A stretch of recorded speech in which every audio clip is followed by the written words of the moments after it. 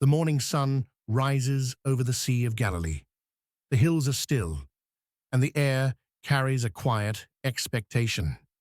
Men, women, and children climb the rocky slopes, drawn by a voice they've begun to hear about, a teacher, a healer, a man who speaks as if heaven itself is near. They have seen his miracles. They have felt his compassion. And now, on this mountainside, they will hear words that will echo through every century that follows. The Sermon on the Mount.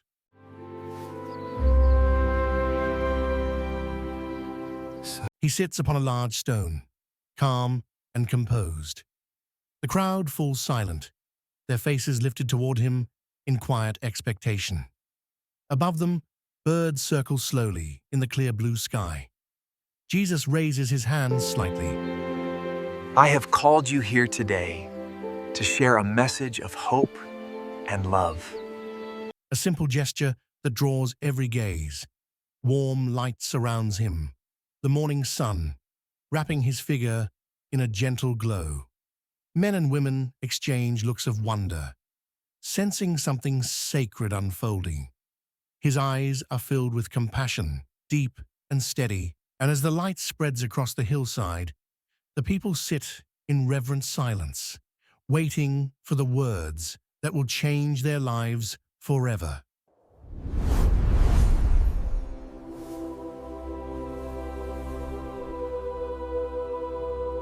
The crowd falls silent as he speaks, but his words won't sound like any teaching they've ever heard. He does not begin with rules, but with blessings.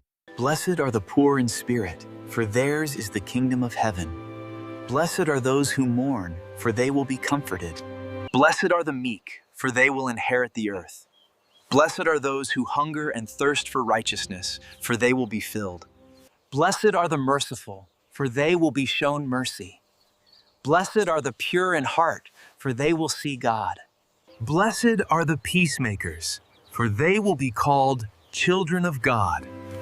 Blessed are those who are persecuted because of righteousness, for theirs is the kingdom of heaven.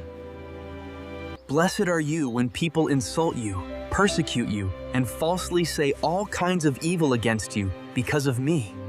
Rejoice and be glad, because great is your reward in heaven, for in the same way they persecuted the prophets who were before you. In a world that glorifies power, Jesus blesses those who choose humility, and he promises them an inheritance greater than any empire, peace that cannot be taken away.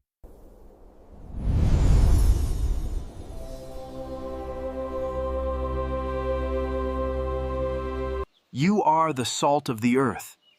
But if the salt loses its saltiness, how can it be made salty again? It is no longer good for anything, except to be thrown out and trampled underfoot. You are the light of the world. A town built on a hill cannot be hidden. Neither do people light a lamp and put it under a bowl. Instead, they put it on its stand, and it gives light to everyone in the house. In the same way, let your light shine before others, that they may see your good deeds and glorify your Father in heaven. The crowd was in awe, every face lifted, every heart captured. No one moved, no one spoke. All were transfixed by the words of Jesus.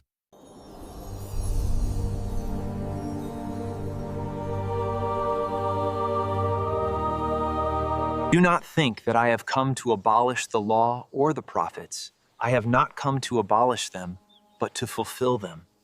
For truly I tell you, until heaven and earth disappear, not the smallest letter, not the least stroke of a pen, will by any means disappear from the law until everything is accomplished. Therefore, anyone who sets aside one of the least of these commands and teaches others accordingly will be called least in the kingdom of heaven. But whoever practices and teaches these commands will be called great in the kingdom of heaven. For I tell you that unless your righteousness surpasses that of the Pharisees and the teachers of the law, you will certainly not enter the kingdom of heaven. Each word Jesus spoke echoed in their ears, reaching deep into their hearts, stirring something eternal within them.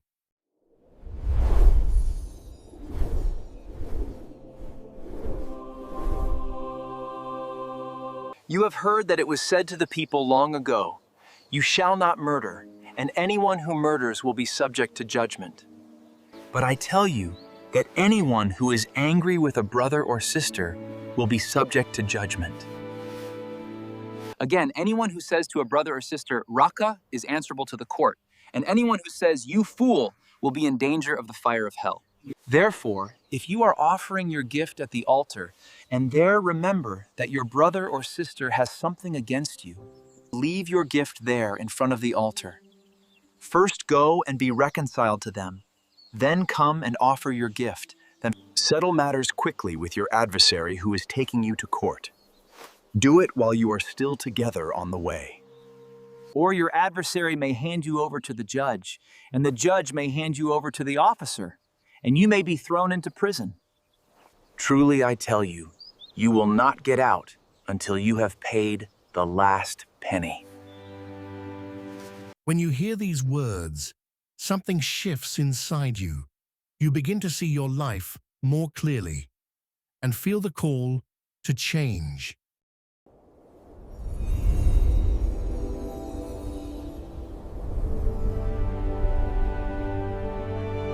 You have heard that it was said, "You shall not commit adultery." But I tell you that anyone who looks at a woman lustfully has already committed adultery with her in her heart. If your right eye causes you to stumble, gouge it out and throw it away. It is better for you to lose one part of your body than for your whole body to be thrown into hell. And if your right hand causes you to stumble, cut it off and throw it away. It is better for you to lose one part of your body than for your whole body to go into El's. The people listen in awe. Their eyes widen, hearts stirred. Each word feels like light breaking through, awakening their souls.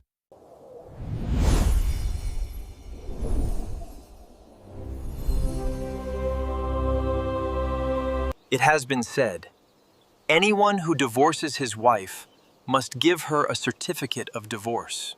But I tell you that anyone who divorces his wife, except for sexual immorality, makes her the victim of adultery. And anyone who marries a divorced woman commits adultery.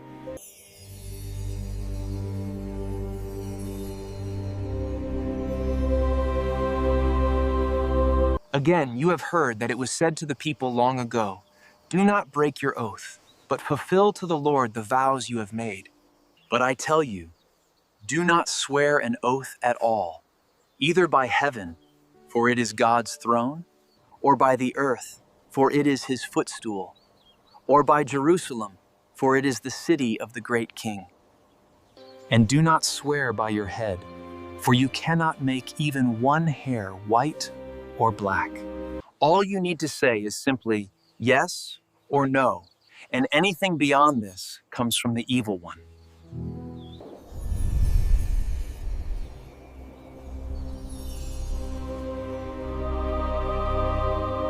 You have heard that it was said, "Eye for eye and tooth for tooth."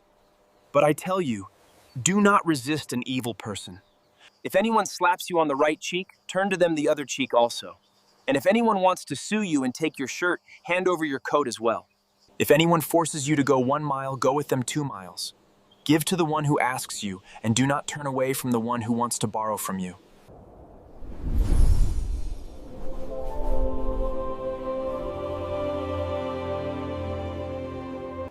You have heard that it was said, "Love your neighbor and hate your enemy." But I tell you, love your enemies and pray for those who persecute you, that you may be children of your Father in heaven. He causes his sun to rise on the evil and the good, and sends rain on the righteous and the unrighteous. If you love those who love you, what reward will you get?